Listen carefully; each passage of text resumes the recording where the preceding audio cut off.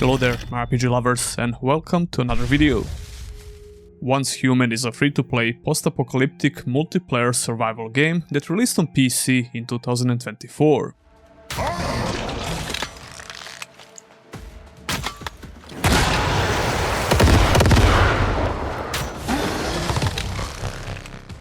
I covered this game on the channel last year, but in the meantime we got a lot of free updates, as well as the upcoming console release. Nearly 2 years after the PC release, the game is officially coming out on consoles. I guess you're the real deal after all. August 25th is the official console release for Once Human on PlayStation and Xbox consoles. So I got the chance to play the console release a little bit earlier, so we're going to talk about that experience and what you can expect to see in the game as a brand new console player.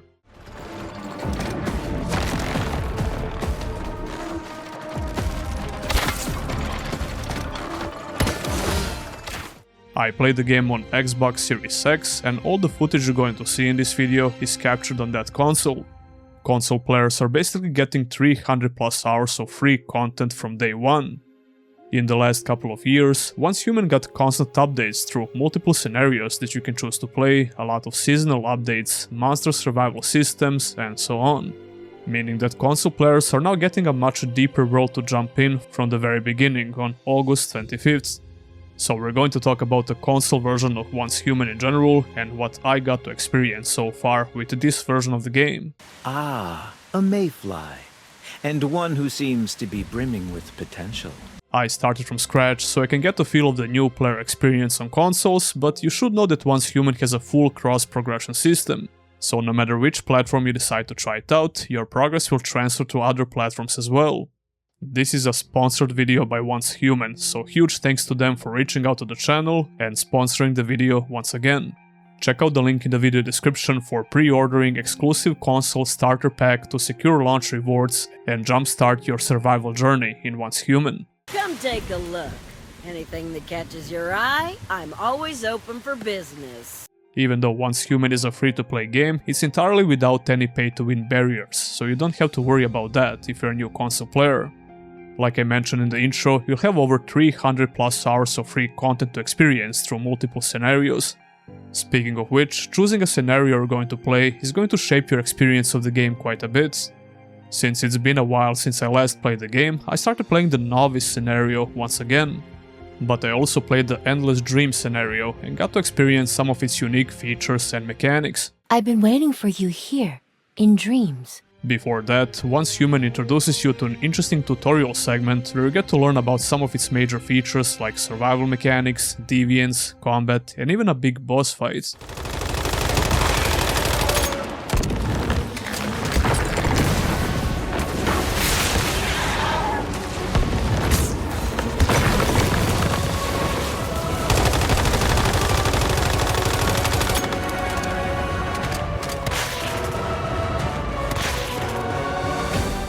You also get to learn that deviations can now offer you a couple of unique powers that you can use in combat, or you can even use some of them as buddies or followers basically, but more about that in a minute.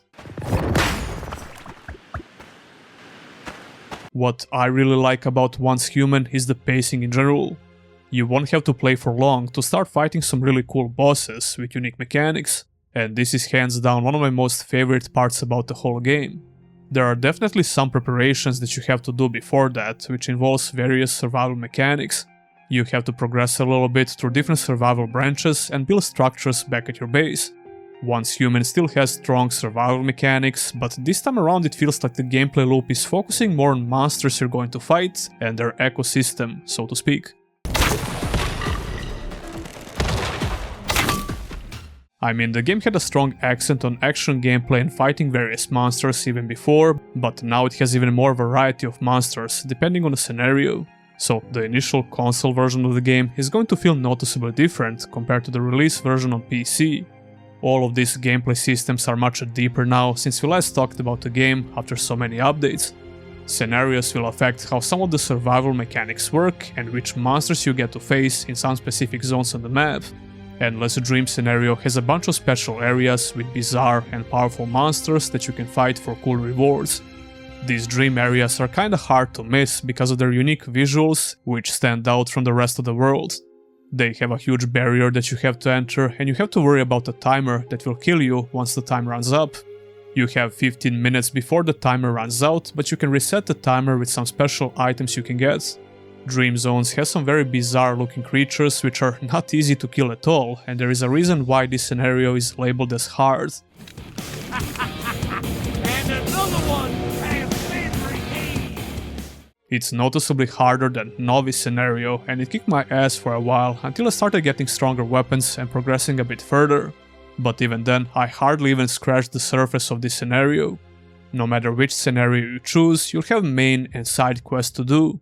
Main quests are also different depending on the scenario, and Endless Dream will ask you to build and use some specific objects within your territory. It's one of the examples how scenarios affect your overall gameplay experience in Once Human. I guess you're the real deal after all. Endless Dream is a pretty challenging scenario that adds a very interesting twist to Once Human's gameplay loop, but I highly recommend sticking with the Novice scenario for new console players. Novice scenario has an enjoyable main quest and story-oriented progression, including all the major gameplay features of Once Human. The core experience of Once Human is still there. You're going to build and expand your territory, gather materials, fight bizarre monsters and bosses, and so on. Once again, I think Once Human hit a very sweet spot for progression regardless of the scenario. You won't have to spend God knows how many hours building and gathering resources in order to fight a single boss, yet nothing is stopping you from preparing yourself as much as possible. It has a much faster pace compared to most survival games I played, which I really appreciate. Before you start the game, you'll get to choose a class for a character. I went with Beastmaster because it sounded the coolest. You will get some unique gameplay benefits depending on the class you choose. As a Beastmaster, you can summon beasts in combat and in your territory by using a special whistle. They will also patrol around your territory when you summon them, which is pretty cool. But that's only one way to experience something close to having a companion in the game. Deviations are these little strange creatures that you can capture and carry around in your backpack.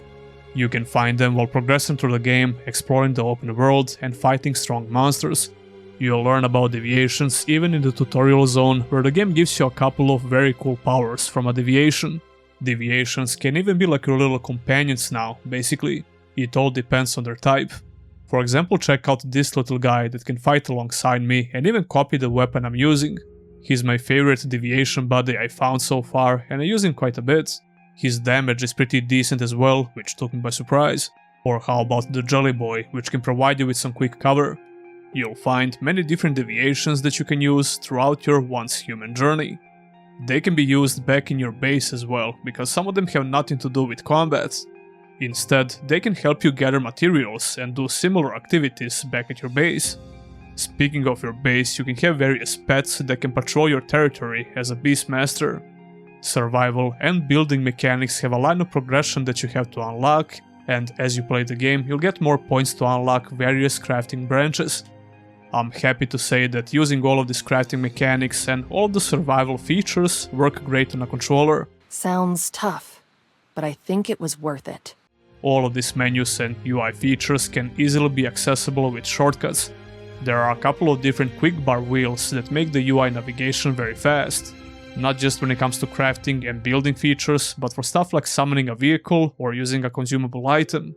And the overall gameplay with the controller felt great to me, although I'm really used to using a controller for similar games. The exploration is a huge part of Once Human experience as well, and teaming up with other people in various PvE and PvP activities. I usually prefer sticking with single player experience as much as possible, but nothing is stopping you from teaming up with other players and participating in PvE and PvP activities. When you start killing monolith bosses, you'll be able to find a group and fight them together if that's what you wish. Once again, I tried killing them by myself in this scenario, and so far so good. All of these bosses have a decent amount of mechanics that you have to worry about. These monoliths can be seen from a distance because of their special visual effect in the sky. I also enjoyed playing through the Novice scenario once again and relearning some stuff I forgot about the game.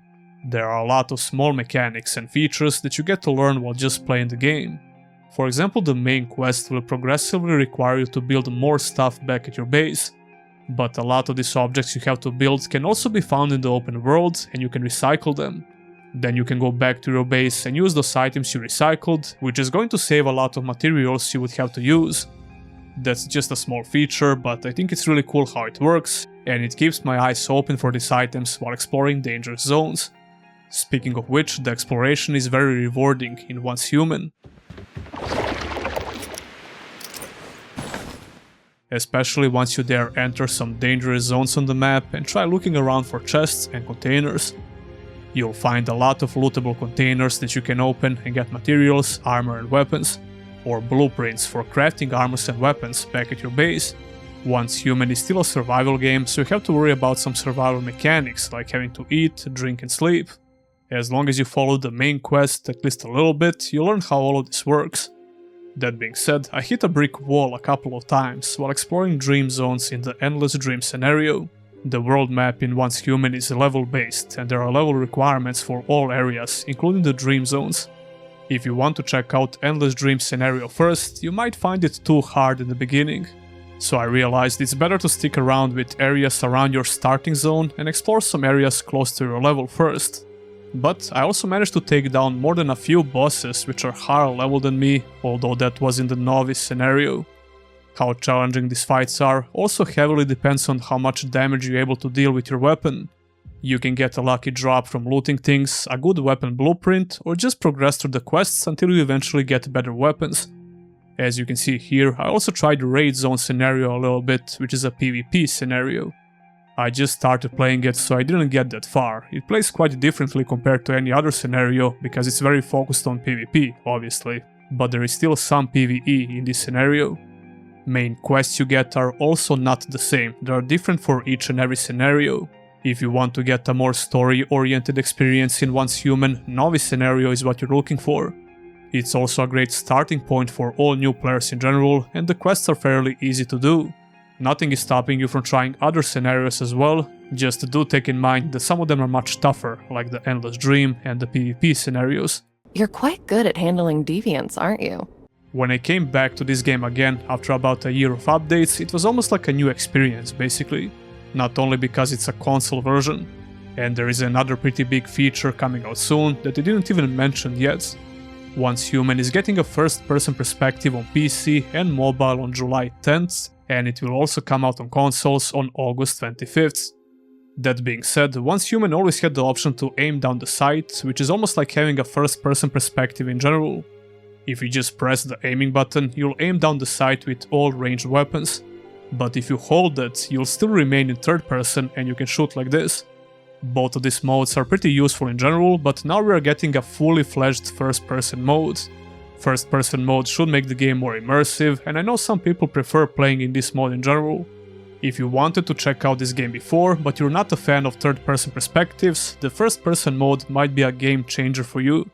It's always great having more options to play the game in general, so this is great news, even though it's not exactly for me personally. I personally prefer third person in pretty much all games I play, but I try to use everything to my advantage. Like I said before, even from the very beginning, Once Human had the option to aim down the sights, which I always appreciated. But getting a full-blown first-person mode is something entirely different, and it can change how you play the game quite a bit. So, to sum it up, Once Human is coming out on PlayStation and Xbox officially on August 25th.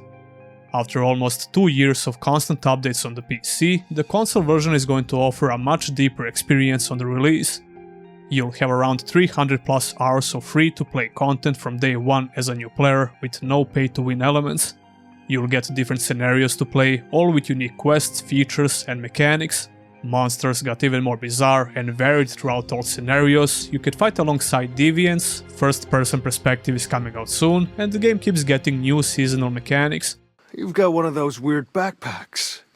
Cradle. Another evolution angle worth mentioning is how Once Human's long-term content model has changed over time. The game originally launched with a seasonal scenario structure, where players moved through new seasons with fresh rules, objectives, environments and challenges. This helped keep the survival experience fresh, but it also raised concerns from players who wanted a more persistent place to continue their progress and communities. In response, the team introduced permanent scenario servers last year, Shifting the game from a pure seasonal reset model towards a more flexible structure, players can still join new scenarios for fresh content, but they can also stay in a permanent server and keep exploring at their own pace. Since then, the permanent server system has continued to receive updates and optimizations. Check out Once Human by clicking the link in the video description. You can pre-order the exclusive console starter pack to secure launch rewards and jumpstart your survival journey in Once Human. Huge thanks to Once Human for reaching out to the channel and sponsoring the video once again. Don't forget to like the video and subscribe for more content like this. And if you want to go a step further, consider supporting your boy by becoming a YouTube channel member or a Patreon. Huge thanks to all my current supporters, and I'll see ya in the next one.